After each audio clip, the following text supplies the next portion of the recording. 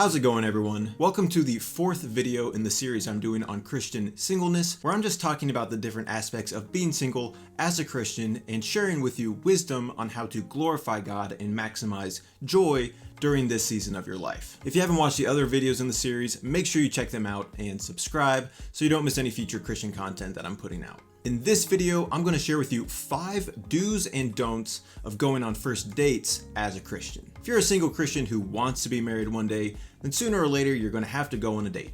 You're not going to get very far otherwise. First dates can definitely be intimidating, especially if you're someone who tends to overthink, but really they aren't meant to be super high stress situations. So hopefully by the end of this video, you'll have a greater understanding of how first dates should be viewed and feel better equipped to go on one with confidence. Also, since the Bible doesn't exactly give a lot of commentary on first dates, these tips are going to be based on my application of biblical wisdom rather than actual Bible verses, so I won't be quoting verses like I usually do. Just want to clarify that. So with that, here are my 5 first date do's and don'ts for single Christians. Tip number 1 is don't expect things to go like you imagined, and do have low expectations. If you've seen the video I did about guarding your heart, then you'll know how I feel about having high expectations when it comes to things like first dates. If you match with someone on a dating app and they seem to check all your boxes, or your friend is trying to set you up with someone who they think is just perfect for you, or you finally secured a date with the one person you've been crushing on for a long time, then you might be tempted to assume that your date with this person will go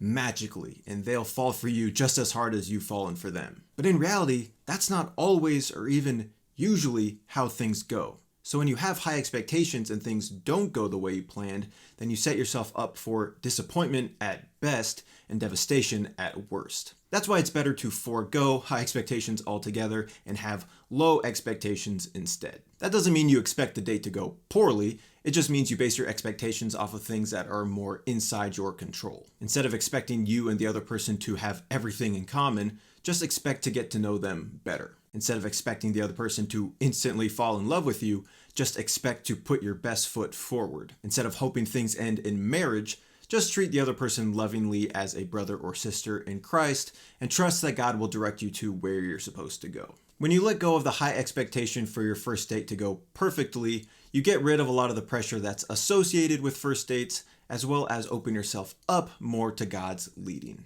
Tip number 2 for first dates is don't share too much too soon, but do ask about / share what's necessary. As much as we might sometimes like to skip the small talk and jump straight into the mushy and real stuff, small talk is actually a necessary part in building a relationship with someone. Questions like, what do you do for work?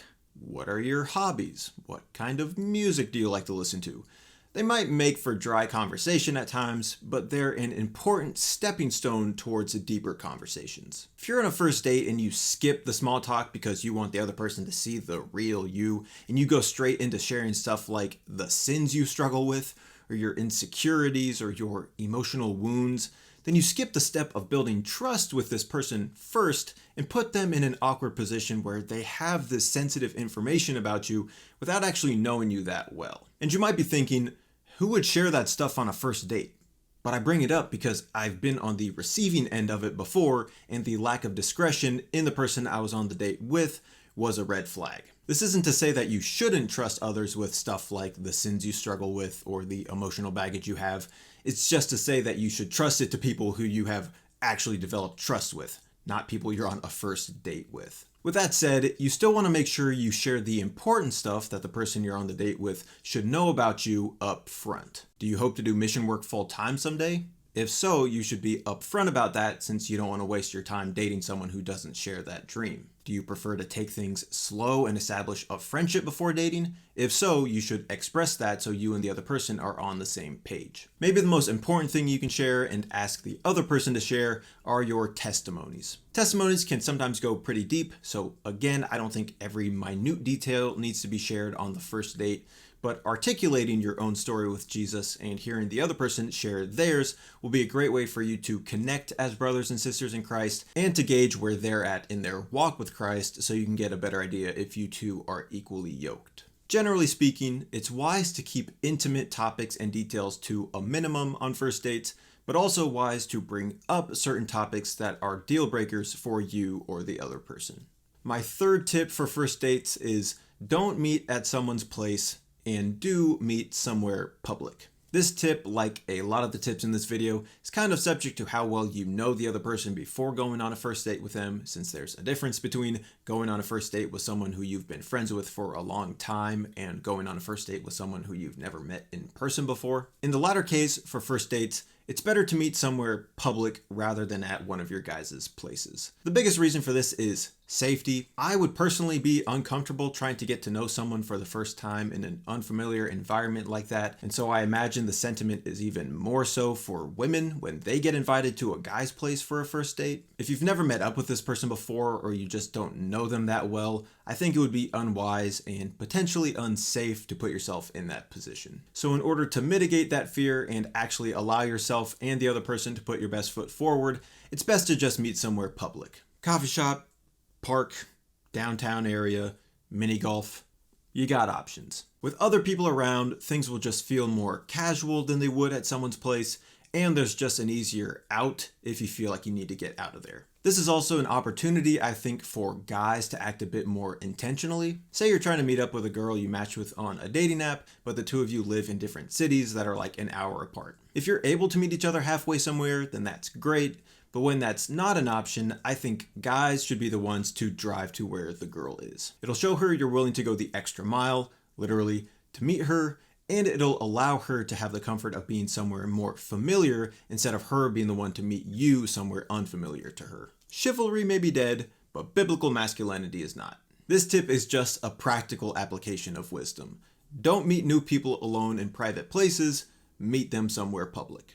Tip number 4 for first dates is don't think you need to know if you want to marry this person by the end of the first date, but do think about if you want to go on a second date with this person. Christian dating culture is good because it focuses on dating with the goal of marriage rather than dating just to date. But often, single Christians can get a sort of tunnel vision for the very specific type of person they want to get married to that makes them shut out everyone who doesn't match that type exactly. So say a guy gets to the end of a first date with a girl and thinks, she seems like a really cool person and she loves Jesus, but she also said the office is kind of mid. He might think, because she doesn't check every single one of my boxes, I don't think I can see myself marrying her, and then he cuts things off with her. Now, if loving the office is a deal breaker for you, then you do your thing. We all have our own deal breakers and convictions, as well as the instruction from the Bible on what to look for in a spouse, so I'm not telling you to just throw those things out the window. What I am saying is that 1, checkboxes for what you're looking for in a significant other can be kind of arbitrary, so you shouldn't hold to them super tightly,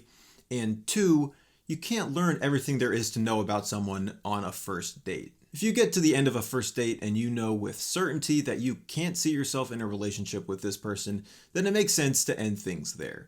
But if you get to the end of a first date and think, he's kind and he loves Jesus, but I don't know if I can see myself marrying him, then I would say, don't worry about marriage for now. Just figure out if you'd like to get to know him more on a second date. Dating, and especially first and second dates, are meant for evaluating compatibility with someone. You don't commit to anything serious by committing to a first or even a second date. You just commit to getting to know this person well enough to know whether or not you'd like to date them seriously. Also, a second date might reveal that this person actually does check more of your boxes than you thought, or even checks boxes you didn't know you had, but you won't find that out if you just make a bunch of assumptions about them after just one date. To lose some of the pressure of first dates, focus on taking things one step at a time and figure out if you'd like to go on a second date with this person before you decide whether or not you'd marry them.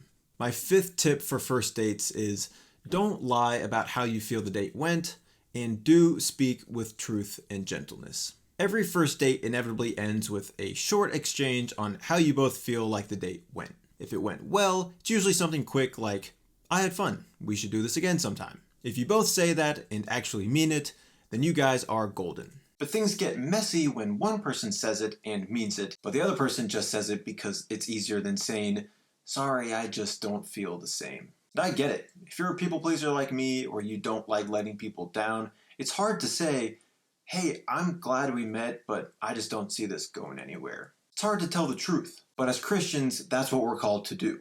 We're called to honor our brothers and sisters in Christ by speaking to them truthfully and gently. If you tell this person you'd like to go out with them again, even if you really don't, then you're stringing them along and wasting their time, which is not cool. Instead, you need to just embrace the awkward and let them down easy. If they're a mature adult, they'll smile and understand.